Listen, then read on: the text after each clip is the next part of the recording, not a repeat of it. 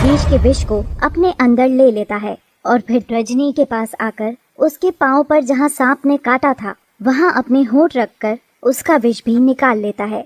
लेकिन इतना जहर नागेश सहन नहीं कर पाता और वापस नाग बनकर बेहोश हो जाता है। रजनी आंखें खोलकर बोलती है, नागेश, नागेश, नागेश ने हमारा विष अपने अंदर ले लिया है और ये बेहोश हो गया।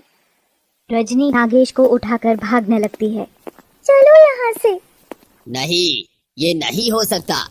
किसी ने मेरे सांपों को मार दिया, मेरी तपस्या भंग हो गई। और उठकर उस कोठरी में जाता है तो देखकर गुस्से से भर जाता है। फिर अपने मरे पड़े दोनों सांपों को देखकर बोलता है, तो उस लड़की ने नाग को चुरा लिया और उस नाग ने मेरे सांपों को मार दिया। मैं तुमको नहीं छोड़ूंगा, नहीं छोड़ूंगा। कालगुरु योग विद्या से आंखें बंद करके उसको भागते हुए देखता है और अपनी शक्ति का प्रयोग नागेश पर करने लगता है। रुको, नागेश को ठीक करने के लिए कुछ तो करना होगा।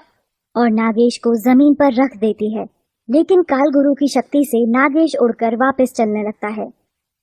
तीनों नागेश के पीछे भागने लगते हैं। नागेश जाकर कालगुरु के पास गिरता है। कहाँ जा रहा है पागल नाग? तुझे अनुमान नहीं है मेरी ताकत का। अरे तुझ में जो जहर गया है वो ही तेरे प्राण लेने के लिए काफी है, लेकिन मुझे तेरी जरूरत है, इसीलिए बचाना पड़ेगा तुझे। कालगुरु उस पर मंत्र से विष की फुंकार मारता है, जिससे नागेश का जहर उतर जाता है और वो मानव रूप में तड़पने लगता है। बस बहुत हुआ, अब मैं आज ही नागमणि से तेरा स्पर्श कराऊंगा। कालगुरु अपने शिष्य की तरफ देखकर बोलता है, इसे उठाकर नागमणि के सामने बांध दो। और वो उसे नागमणि के सामने बांध देते हैं। मैं अपने प्राण दे दूंगा, लेकिन तुझे उस नागमणि को पाने नहीं दूंगा। तू अपने प्राण देगा, वो भी अपनी मर्जी से। मूर्ख नाग, ये मत भूल कि इच्छाधारी नाग आत्महत्या नहीं कर सकते। वो अपनी मर्जी से रूप बदलते हैं, अपनी मर्जी से मरते नहीं हैं। कालगुरु तंत्र विद्या करने लगता है। नागेश और भी तड़पने लगता है। रजनी, रवीश और निरूपा वहां आ जाते हैं। रवीश पत्थर उठाकर कालगुरु के शिष्यों के सर पर मारता है और वो इस चोट से मूर्छित हो जाते हैं। तुम फिर आ गए, तुम ऐसे नहीं मानोगे। और रवीश को तंत्र विद्या से उठाकर पटक देता है और रवीश उठ नहीं पाता। निरूपा को कालगुरु सांपों की रस्सी में बांध देता है। रजनी कालगुरु के पीछे आकर खड़ी होती है और उसी के त्रिशूल से उस पर वार करती है।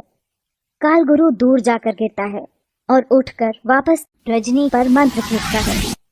रजनी उसके इस वार से बच जाती है और वो शक्ति पीछे बंधे नागेश के शरीर पर चली जाती है और रजनी गुस्से से कालगुरु के पास आकर उसे मारना चाहती है। तुझको मरना ही है तो जा मर।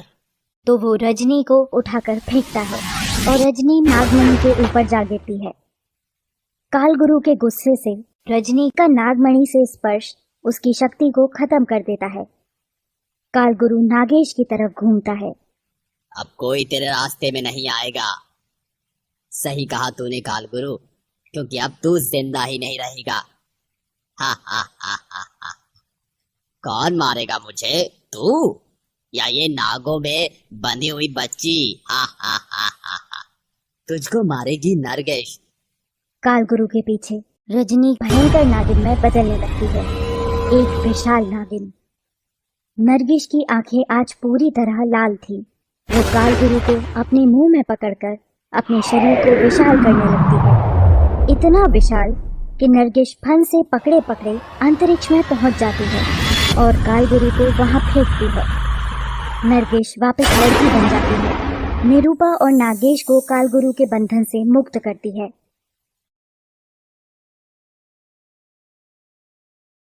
नरगिस नाग कन्या बनकर, नागेश, मैं वापस आ गई हूँ। अब मैं तुमको कहीं नहीं जाने दूंगी। कोई हमें अलग नहीं कर सकता इस बार। पर नागेश, मुझे याद कैसे आया? मैं रजनी से नरगिस कैसे बनी? ये शक्ति मुझ में दोबारा कैसे आई?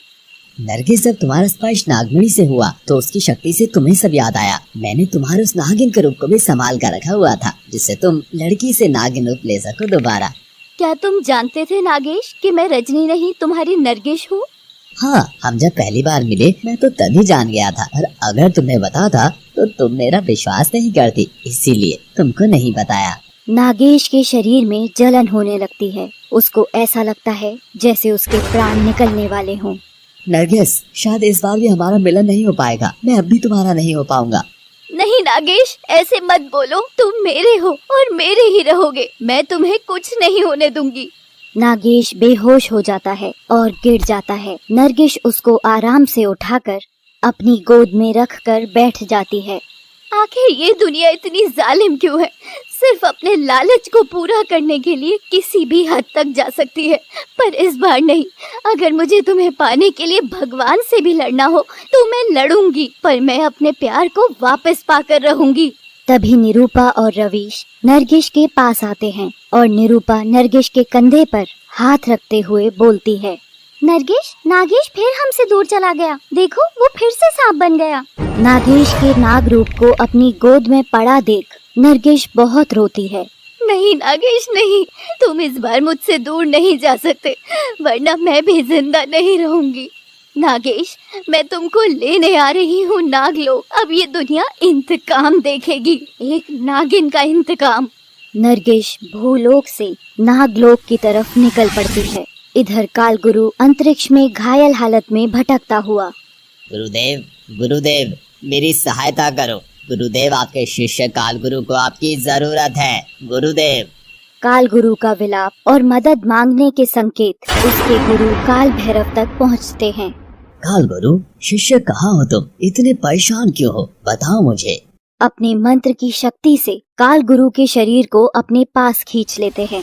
कालगुरु काल भैरव के चरणों में, रक्षा गुरुदेव, रक्षा। उठो शिष्य कालगुरु। अपने हाथों को जैसे ही कालगुरु को उठाने के लिए उनको स्पर्श करते हैं, उनको सारी घटना पता चल जाती है। कालगुरु, ये सब क्या है? जिसको तुम अपने वश में करना चाहते थे वो एक सच्ची नागिन और एक सच्ची प्रेमिका है। तुमने उसकी शक्ति को तो वश में कर लिया, पर उसके प्रेम की शक्ति से हार गए तुम।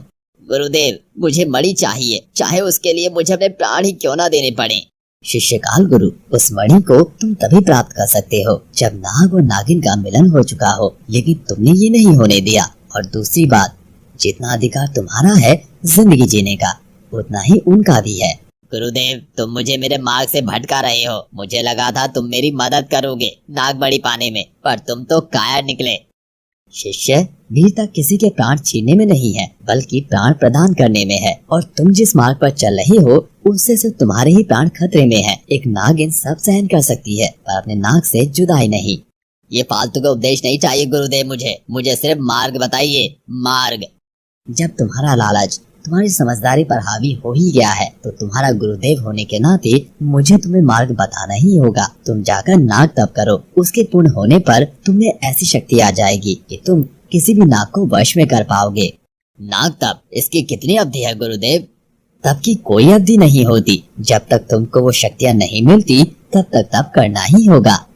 ठीक है गुरुदेव, नागमणि को पाने के लिए मैं कुछ भी करूँगा, कोई भी तप करूँगा। और वहाँ से चला जाता है। नरगिस नागलोक के द्वार पर पहुँच जाती है। ठहरो। नरगिस को आवाज आती है, कौन है जो मेरे मार्ग के बीच में आ रहा है? सामने आओ, क्यों रोक रहे हो मुझे? नरगिस के सामने नागलोक द्वार पर एक बड़ा सा नाग खड़ा था। मैं द्विज हूँ, यहाँ का पहरेदार हूँ। मेरी आज्ञा के बिना कोई अंदर नहीं जा सकता। ठीक है, पर आप मेरे रास्ते में मत आइए, वरना बेवजह आपको अपने प्राण गंवाने पड़ सकते हैं। मैं अब सही गलत नहीं सोचूंगी, बस मुझे मेरे नाग को वापस पाना है। लगता है तुम्हें प्राण गंवाने पड़ेंगे। तुम मेरी शक्ति से अनजान हो नागिन। और द्विज अपने विष की फुंकार नरगिस पर डालता है। नरगिस को क्रोध आ जाता है और वो अपनी क्रोधित आंखों से द्विज को भस्म कर देती है। भस्म में से एक लड़का हाथ जोड़े निकलता है। हे नाग देवी, शांत, आप बहुत बहादुर हो। मैं केवल आपकी परीक्षा ले रहा था, और ये सब करने के लिए मुझे मेरे गुरु नागार्जुन से आदेश मिला था। नागलोक में आपका स्वागत है देवी। और वो लड़का गायब हो जाता है। नरगिस नागलोक में प्रवेश करती है और नाग गुरु के पास चली जाती है। नरगिस, मैं जानता हूँ आप किस उद्देश्य से नागलोक आई हो, पर प्राणहीन नागेश को प्राण लौटाना हमारे वश